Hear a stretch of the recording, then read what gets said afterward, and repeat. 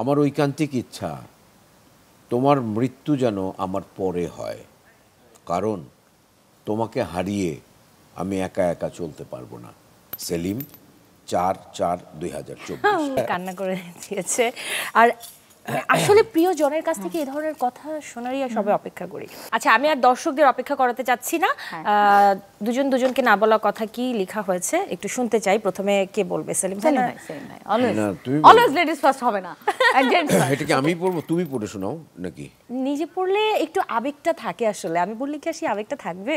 আমি তো এটা পড়তে গিয়ে কান্না করে দিতে পারি। আচ্ছা, তাও পড়ি। আপা আছে, আপার শাড়ির আঁচলও আছে, তাও সুন্দর করে চোখ মুছে দেয়া যাবে। এই কথাটা একদম সত্য রোজি। আমার ঐকান্তিক ইচ্ছা তোমার মৃত্যু যেন আমার পরে হয়, কারণ তোমাকে হারিয়ে আমি একা একা চলতে পারবো না। সেলিম, 4/4/2024। বাহ, অসাধারণ অসাধারণ কথা। এবার আপারটা শুনতে চাই।